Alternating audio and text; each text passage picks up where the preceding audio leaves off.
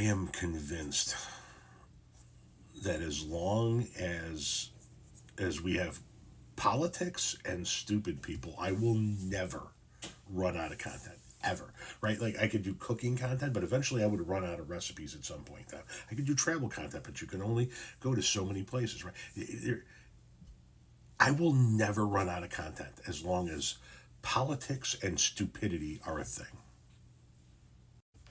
Hey, did y'all know that America pays 200% tariffs on milk from Canada?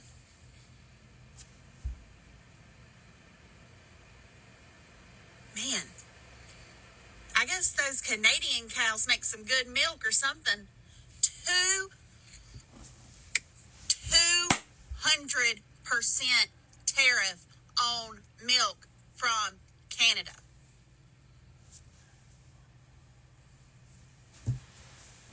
Do we not have cows in America?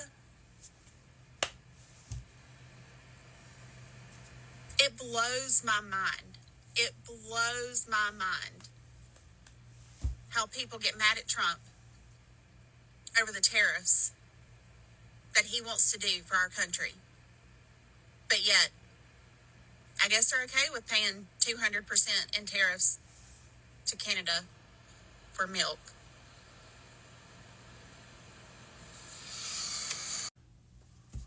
First of all, leaning into the camera and saying your stupid shit slower doesn't make it sound any less stupid.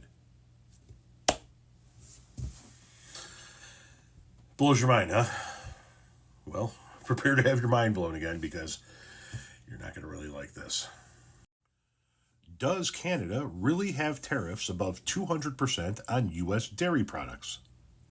President Donald Trump has said that Canada has tariffs in place at above 200% on dairy products imported from the United States. While this is accurate, it is a bit more complicated than that. Trump's post on social media read in part, Canada is cheating the United States farmers on USMCA. In 2024, Canada retained tariffs on various U.S. goods, particularly in protected sectors like dairy that are operated under a supply management system. Some examples of Canadian tariffs on U.S. dairy outside the limited quota include milk up to 243%, butter up to 298%, cheese up to 245%. However, those Canadian tariffs on U.S. dairy imports apply only after the country hits a level of tariff-free sales. This is from a deal Trump negotiated in 2018 during his last term in office. According to the International Dairy Foods Association, the U.S. has never gotten close to exceeding the dairy quotas in the U.S.-Mexico-Canada agreement. Becky Rasdell Vargas, Senior Vice President of Trade and Workforce Policy at IDFA, said, frustratingly, the U.S. has never gotten close to exceeding our USMCA quotas because Canada has erected various protectionist measures that fly in the face of their trade obligations made under USMCA. Vargas thanked the Trump administration for its efforts to hold Canada accountable on these protectionist measures. She did, however, say that a prolonged tariff war with our top trading partners will continue to create uncertainty and additional costs for American dairy farmers, processors, and our rural communities. CNN reports that in many categories, including milk, the U.S. is not even at half of the zero tariff maximum. Trump says Canadian tariffs rose during Biden's presidency. According to CNN, Trump claimed that Canadian dairy tariffs were well taken care of when his first presidency ended, but under Biden, they just kept raising it. However, Canada did not raise these tariffs during Biden's presidency, according to official Canadian documents obtained by CNN, as well as industry groups on each side of the border.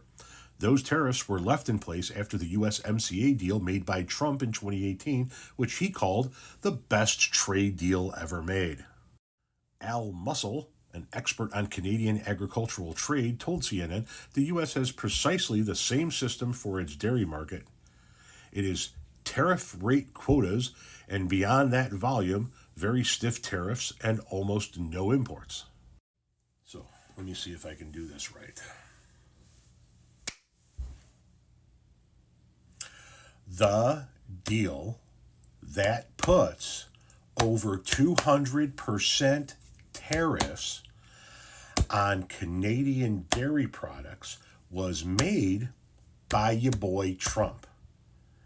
And only if we reach certain levels, which we never meet. Did that help you understand it a little fucking better?